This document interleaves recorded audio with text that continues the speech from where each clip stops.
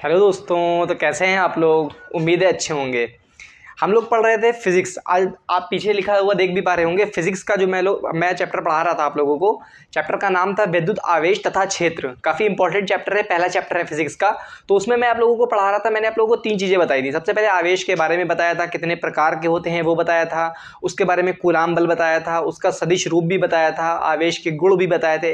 आज हम लोग समझने वाले हैं अध्यारोपण का सिद्धांत, और उसके आगे कुछ न्यूमेरिकल्स भी करेंगे, और फिर विद्युत क्षेत्र के बारे में भी मैं आप लोगों को समझाऊंगा। आप लोगों से सबसे पहले तो बात ये कहनी है कि जो यहाँ पे लाल बटन दिख रहा है सब्सक्राइब वाला बटन तो दबाइए, तभी तो मुझे आगे वीडियो बनाने में क्या मिलेगा, मोटिवेशन मिलेगा। और आप लोग पूरी वीडियो अच्छे से देखिए, आप लोगों को फिजिक्स से प्यार हो जाएगा। आप लोगों को फिजिक्स को बेहतरीन बनवा दूंगा, रौला जमवा दूंगा फिजिक्स में आप लोगों का। बस आप लोग वीडियो देखते जाइए, ठीक है ना। तो चलिए स्टार्ट करते हैं, बाकी सारी बातें छोड़कर पढ़ाई, ठीक है ना। तो आप लोग यहाँ पे लिखा हुआ देख पा रहे हैं अध्यारोपण का सिद्धांत, प्रिंसिपल ऑफ सुपरपोजिशन। इसका मतलब क्या होता है, ये सब जो कहानी यहाँ पे लिखी है इसका मतलब क्या है। तो कहानी ये लिखी है, शॉर्ट में आप लोगों को समझा देता हूँ। देखिए, अगर मान लीजिए एक से ज्यादा आवेश कहीं पे रखे हुए हैं, ठीक है ना। एक से ज्यादा आवेश का मतलब 2 भी आवेश हो सकते हैं, 3 भी आवेश हो सकते हैं। तो किसी एक आवेश पर जो बल लगेगा, बाकी अन्य आवेशों के कारण जो उस पर बल लगेगा, वो उसके जो कुल बल लगेगा वो एक एक बल के क्या होगा, सदिश योग के बराबर होगा। अब सदिश योग क्या होता है, चलिए आप लोग को डायग्राम से समझाता हूं। जैसे मान लीजिए आपको एक से ज्यादा आवेश कहीं पे दिए हैं। मान लीजिए ये आवेश मान लीजिए दिया है Q1, फिर कुछ दूरी पर कोई आवेश दिया है Q2, फिर कुछ दूरी पर मान लीजिए ये आवेश दिया है Q3, ठीक है ना। मान लिया इसके और इसके बीच, Q1 और Q2 के बीच की जो दूरी है वो है R12, ठीक है। और Q2 और Q3 के बीच की दूरी हमने क्या मान लिया, R23। इसी तरह Q1 और Q3 के बीच की दूरी हमने क्या मान लिया, R13। तो अगर मैं आप लोगों से कहूं कि जो है क्या कहते हैं Q3 पर लगने वाला कुल बल कितना होगा, तो ये Q3 पर जो लगने वाला बल होगा वो किसकी किसकी वजह से होगा बताइए। Q2 की वजह से Q3 पर बल लगेगा, और Q1 की वजह से Q3 पर बल लगेगा। तो इस Q3 पर जो बल लगेगा वो 2 ही वजह से तो लगेगा, एक इस Q2 की वजह से और एक इस Q1 की वजह से। अभी मैं मान के चल रहा हूं तीनों चीजें किसमें है, प्लस आवेश है। तीनों आवेश क्या है, प्लस। तो Q2 की वजह से जो इस पर Q3 पर बल लगेगा वो इनको मिलाने वाली रेखा के ऊपर ही लगेगा, और क्या लगेगा, Q3 से दूर की तरफ। Q2 भी प्लस में है और Q3 भी किसमें है, प्लस में। तो प्लस आवेश प्लस को क्या करता है, दूर भगाता है, प्रतिकर्षण करता है। तो ये जो बल लगेगा किधर लगेगा, इसके दूर की तरफ लगेगा। मान लीजिए इस बल का नाम क्या है, हमने मान लिया इसका नाम है F32। इसका मतलब क्या हुआ, इसका मतलब लिखने का एक तरीका होता है। F32 का मतलब होता है 3 पर 2 के कारण बल। इसी तरह से Q1 की वजह से Q3 पर भी बल लगेगा, और दोनों प्लस में है, मैंने आपको पहले ही बताया है। तो Q1 की वजह से जो Q3 पर बल लगेगा वो इसी को मिलाने वाली लाइन के दूर लगेगा। क्यों, क्योंकि ये भी प्रतिकर्षण करेगा। तो इसको हम बोलेंगे F31। तो मतलब 3 के ऊपर 1 की वजह से बल। तो टोटल बल जो कितना लगेगा वो लगेगा आपका F टोटल बराबर F नेट, इसको बोल देते हैं चलिए हम लोग।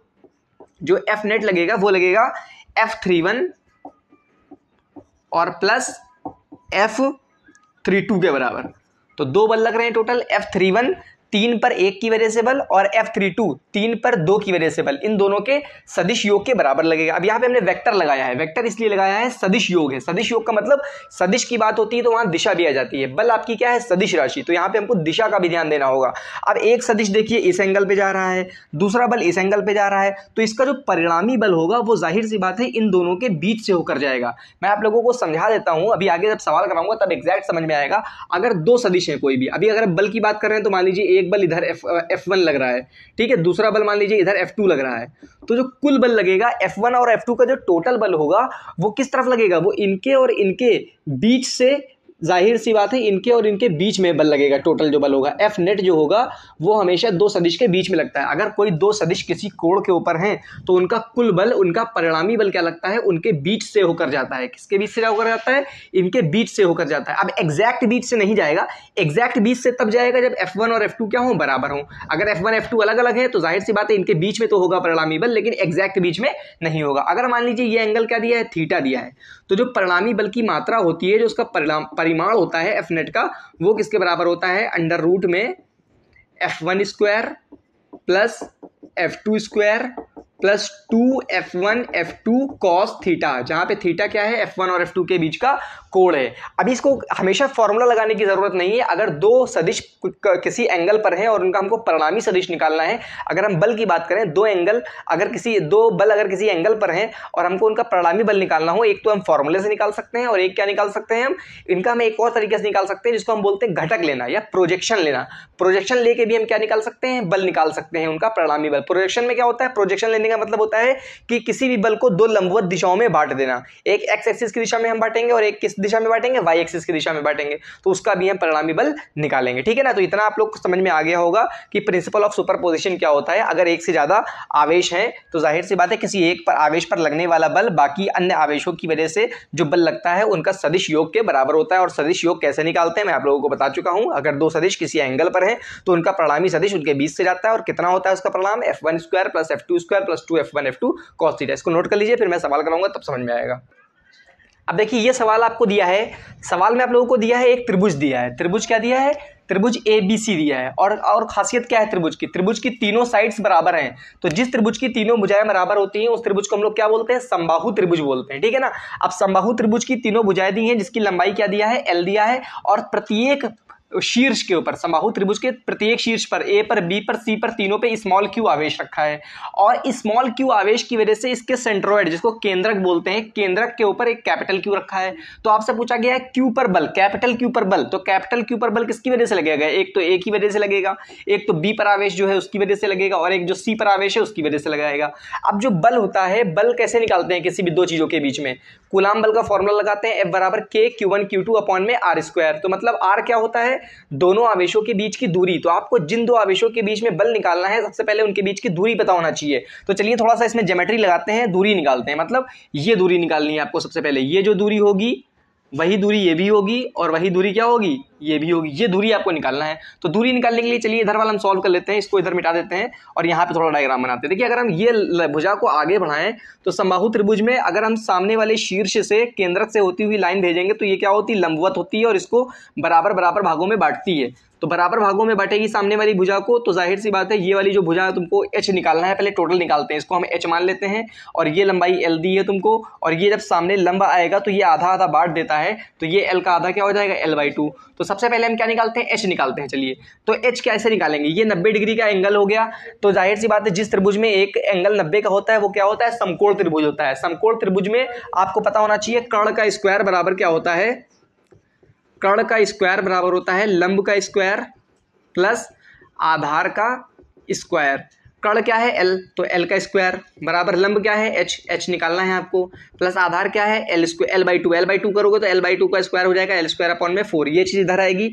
तो L square minus L square upon में 4 बराबर क्या बचेगा, h स्क्वायर। अब ये सब तो आता ही होगा माइनस करना, L स्क्वायर में से L स्क्वायर बाई 4 जाएगा तो कितना बचेगा, 3L square by 4।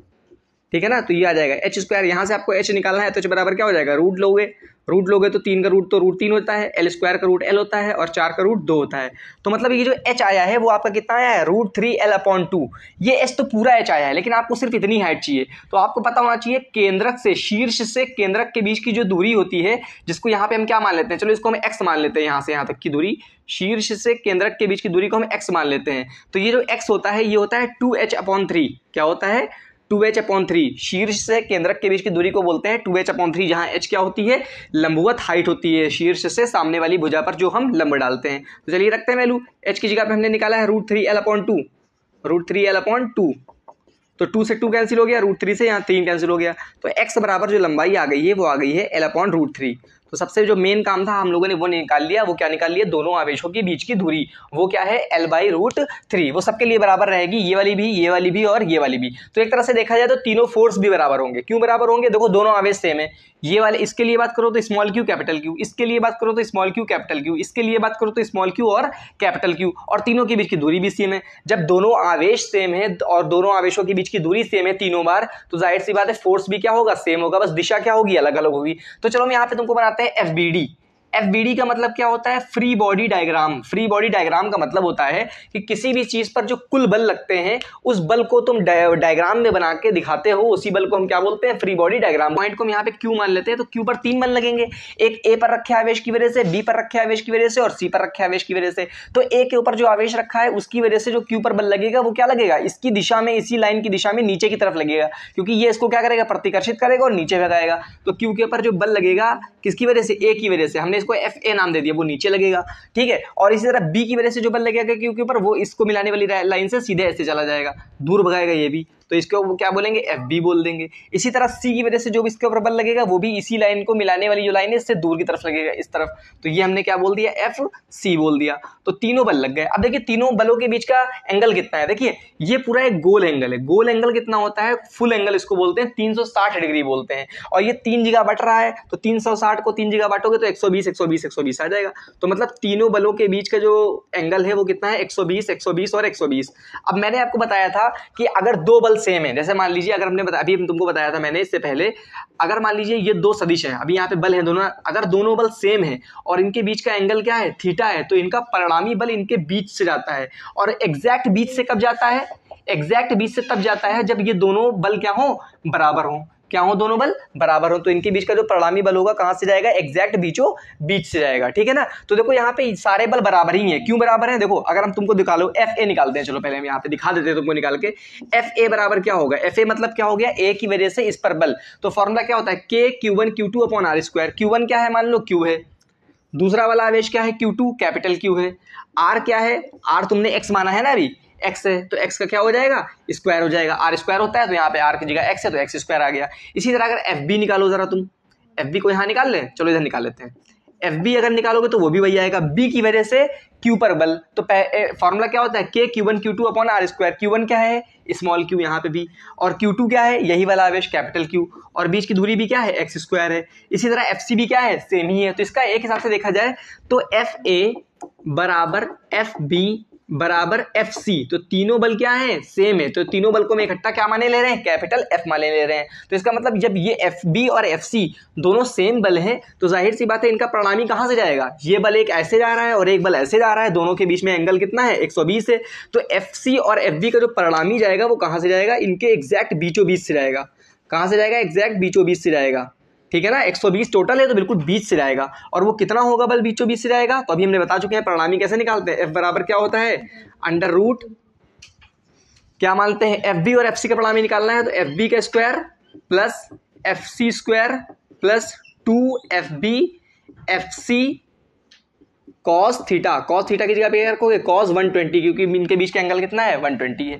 F B तुम निकाल, तो सबसे पहले हम लोग क्या करते हैं, एफ बी और एफ सी का टोटल निकाल लेते हैं। क्या निकाल लेते हैं, एफ बी और एफ सी का जो कुल बल है वो निकाल लेते हैं। तो अभी मैंने तुम लोग को बताया था, अगर दो बल सेम डायरेक्शन में, सॉरी दो बल जिसका परिमाण क्या है, सेम है, और वो किसी एंगल के ऊपर है, तो उनका कुल बल कहां जाता है, एग्जैक्ट बीचों बीच से जाता है। ठीक है ना, अगर ये दोनों सेम है। ठीक है, तो देखो एफ बी और एफ सी दोनों सेम ही है, तीनों ही सेम है। वैसे यहाँ पे एफ को, तीनों को हमने किसके बराबर मान लिया, एफ के बराबर मान लिया है। तो एफ बी और एफ सी का जो टोटल हम निकालेंगे वो एग्जैक्ट बीच से जाएगा। तो एग्जैक्ट बीच इसके कहां पे आएगा, बिल्कुल लगभग इस वाली लाइन के ऊपर आ जाएगा ऊपर। अब वो कितना आएगा, चलिए हम लोग देखते हैं। यहाँ पे मैंने लिख दिया है वैसे पहले ही, लेकिन अभी हम लोग सॉल्व करेंगे तो समझ में आ जाएगा। तो हमने बताया था अगर दो बल किसी एंगल पे है तो उनका टोटल क्या होता है, अभी एफ बी और एफ सी का निकाल रहे हैं, तो F B square plus F C square plus 2 FB FC cos theta.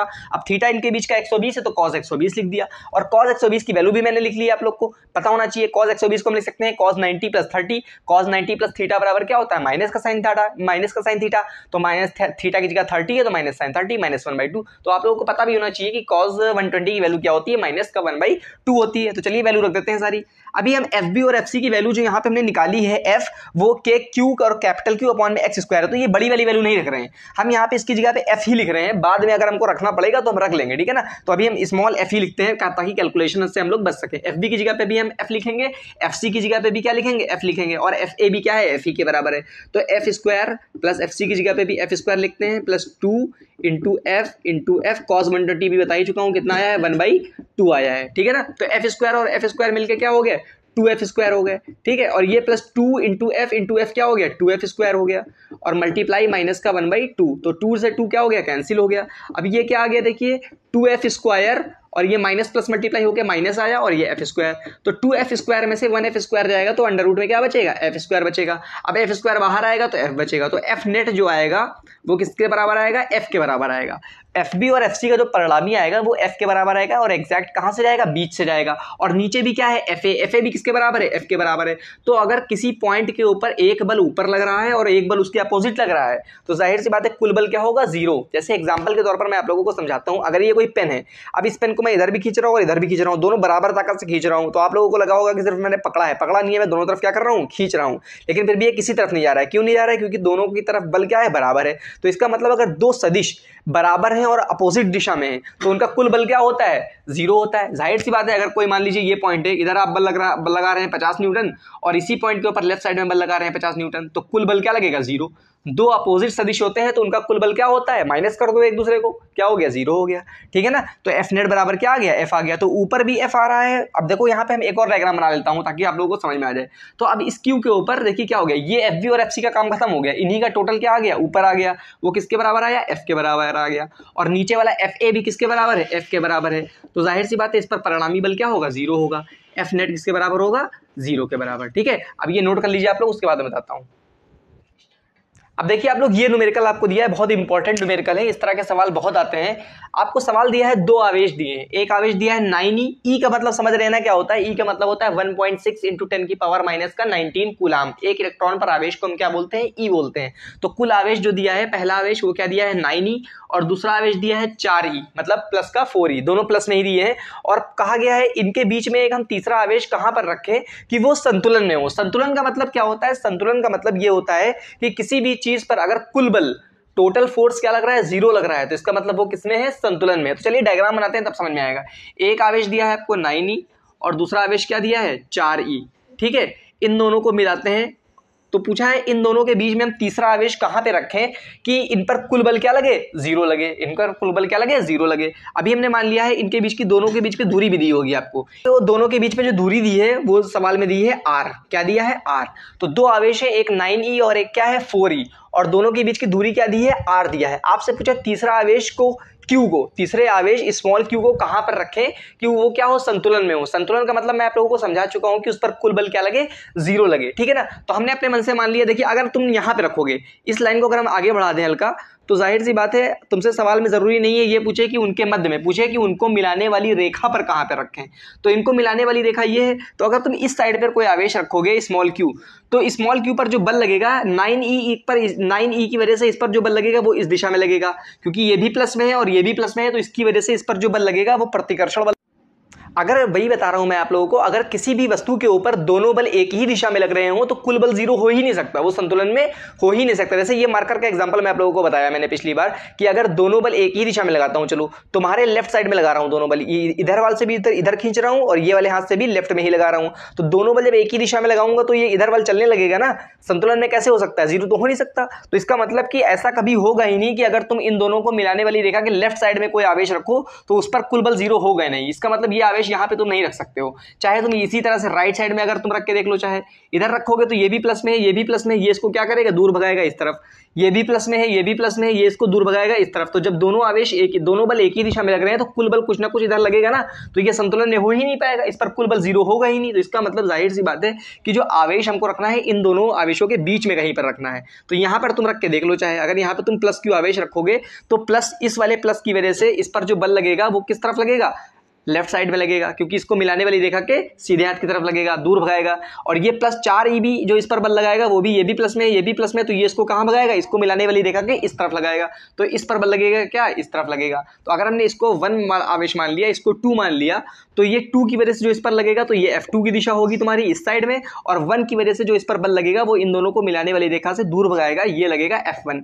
तो F1 की दिशा अपोजिट साइड है और F2 की दिशा दूसरी साइड है, ठीक है ना। तो अब इस पर तुम कह सकते हो कि ये संतुलन में हो सकता है। अगर F1 और F2 बराबर हो गए, अगर F1 बल और F2 बल बराबर हो गए तो कुल बल इस पर कितना हो जाएगा, 0 हो जाएगा। क्यों, क्योंकि जितना बल लेफ्ट साइड लगेगा उतना ही बल क्या लगेगा, राइट साइड में लगेगा, तो इस पर कुल बल क्या हो जाएगा, 0 हो जाएगा। वही तुमको करना है कि ये संतुलन में हो। तो अपने मन से तुमको मानना पड़ेगा, हमने अपने मन से मान लिया कि प्लस 9e आवेश से वो जो आवेश, दूसरा आवेश Q है वो कितनी दूरी पर रखा है, x दूरी पर रखा है। टोटल दूरी r दी है, इसमें से यहां से दूरी तुमने x मान ली है, तो यहां से दूरी क्या बची, अरे टोटल r दूरी है, इतनी x मान ली, तो r में से x को माइनस करोगे तो ये वाली दूरी बची r माइनस x, ठीक है। और ये वाली दूरी क्या है, x मानी है तुमने, और ये टोटल दूरी क्या दी है तुमको सवाल में, r दी है। तो इसका मतलब संतुलन में होने के लिए F1 और F2 को क्या होना पड़ेगा, बराबर होना पड़ेगा, तभी कुल बल क्या होगा, 0 होगा। तो F1 बराबर क्या होना चाहिए संतुलन के लिए, F2 होना चाहिए, ठीक है ना। F1 बराबर F2 क्या होता है, F क्या होता है, दो बलों के बीच की, दो आवेशों के बीच का बल होता है F1, और F2 क्या है, इन दो आवेशों के बीच का बल। तो F1 पहले निकाल लेते हैं, इनके और इनके बीच का बल निकालते हैं। फॉर्मूला क्या होता है, K Q1 Q2 upon r²। Q1 को चलो हम 9e मान लेते हैं और Q2 को तुमने ये वाला Q मान लिया, अपॉन में r²। r क्या है, x है, इनके बीच की दूरी, तो x² हो गया। चलो इधर वाला हो, F बराबर K Q1 Q2 upon R square होता है। तो F2 लोगे तो इनके और इनके बीच का बल निकालोगे। K Q1 की जगह पे तुमने मान लो चलो 4E माना है और Q2 को क्या मान लिया, Q मान लिया, और अपॉन में बीच की दूरी क्या है R माइनस एक्स, और तुमको दूरी का क्या करना होता है, स्क्वायर करना होता है।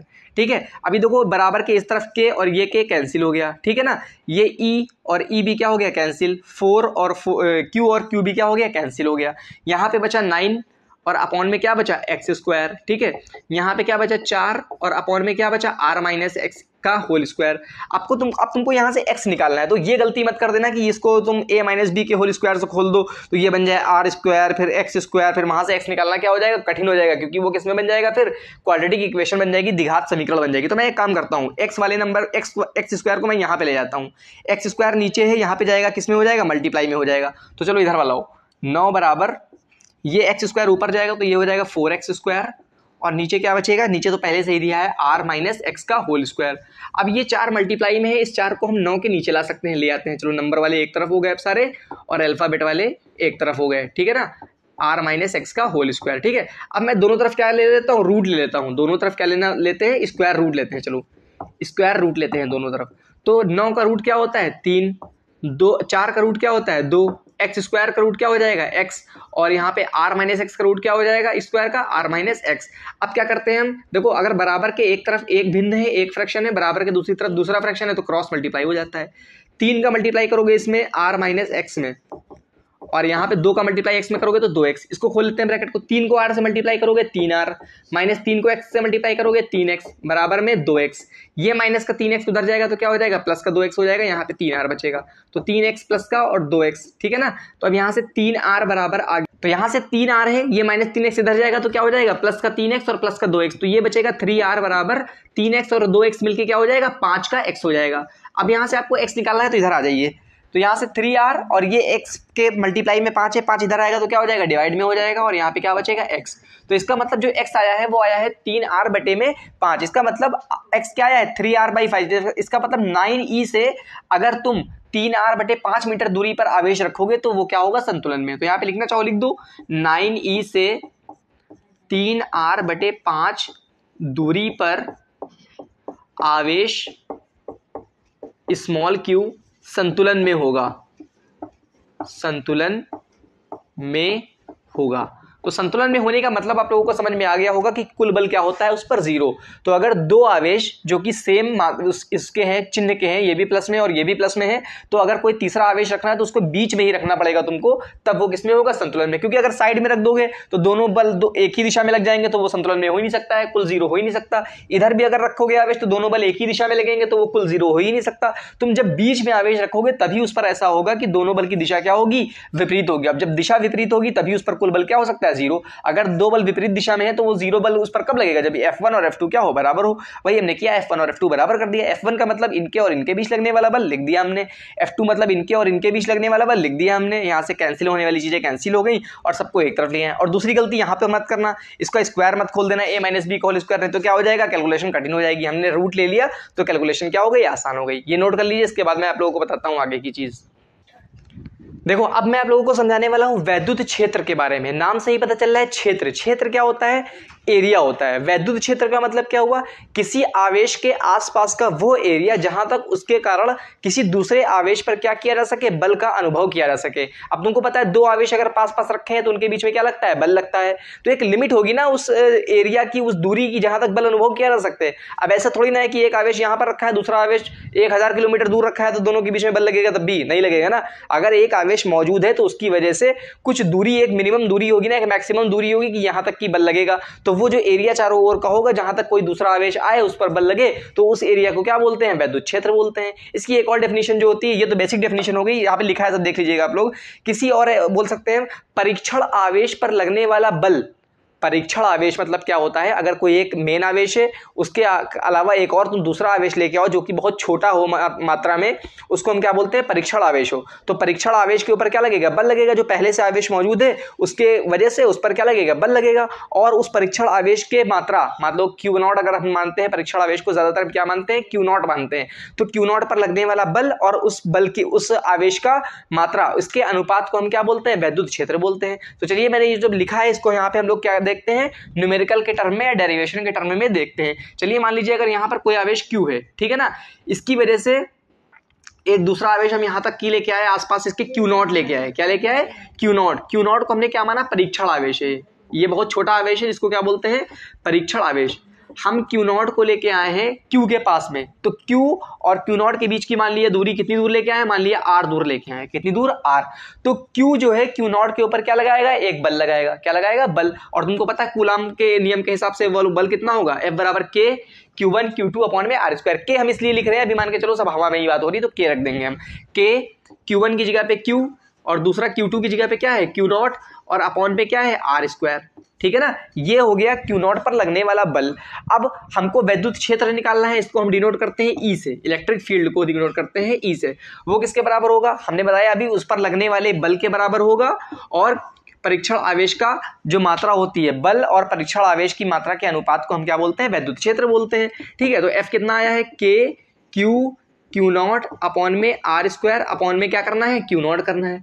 तो Q0 से Q0 क्या हो जाएगा? कैंसिल हो जाएगा। तो E बराबर जो तुम्हारा आएगा वो आएगा KQ अपॉन में R स्क्वायर। तो मतलब हम कह सकते हैं बिंदु आवेश के कारण R दूरी के ऊपर जो वैद्युत क्षेत्र होगा वो कितना होगा? KQ upon R square. इसको वैद्युत क्षेत्र की तीव्रता भी बोलते हैं। क्या बोलते हैं?